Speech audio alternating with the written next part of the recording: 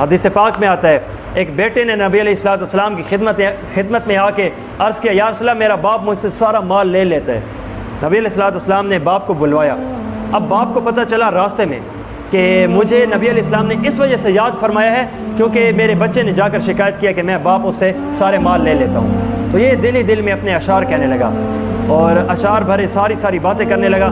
تو اس پر جبرائیل السلام پہلے نبی علیہ السلام کے پاس آ گئے، ابھی وہ راستے میں باپ تھے۔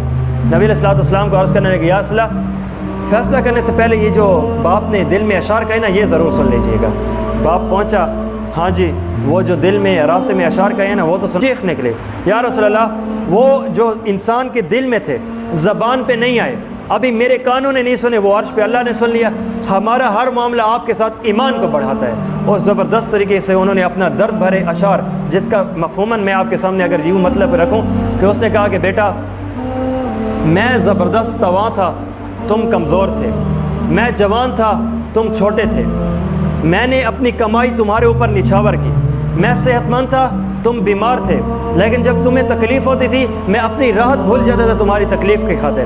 سردیوں کی لمبی راتیں ہوتی تھی، پیشاب والے بستر پہ تیری ماں سو جاتی تھی، تمہیں گرم بستر پہ سلاتی تھی۔ جب تمہیں بھوک لگتی تھی اپنے پیٹ کو کاٹ کے اپنا حصہ تمہیں کھلاتے تھے، اور جب تم کوئی خواہش کرتے تھے ہم اپنی ضرورت کو چھوڑ کے تمہاری خواہش پوری کیا کرتے تھے۔ جب تم ایک بات کرتے تھے حکم کے درجے میں لیا کرتے تھے، جب تم آہ کرتے تھے دل میں لگتی تھی، جب مسکراتے تھے مزہ آتا تھا۔ ارے اب جب تم بڑے ہو گئے ہو، اب جب تم ایک فلما بلغت السن والغایۃ، جب تم زبردست قسم کے ایک تواں کو پہنچے، جب تم بڑھتے گئے تو ہم گھٹتے گئے، جب تم جوان ہوتے گئے تو ہم جھکتے گئے، جب تیرے بال سفید نکل آنے لگے تو ہمارے بال کالے نکل آنے لگے تو ہمارے بال اس وقت سفید ہو چکے تھے، جب تیری ہڈی میں رس آنے لگا اس وقت ہم گل چکے تھے۔ اب ہماری یہ کہ تھوڑی سی تو امداد کر لیتا، اب یہ کہ تھوڑی سی تو ہماری مدد کر لیتا، ارے زیادہ نہیں تو ہمیں پڑوسی ہی سمجھ لیتے۔ نبی علیہ السلام کے آنکھوں سے یوں آنسو، یہاں پہ اشعار ختم ہوئے، یوں بچے کو باپ کی طرف دے کر مارا، انت و مالک لیابیک،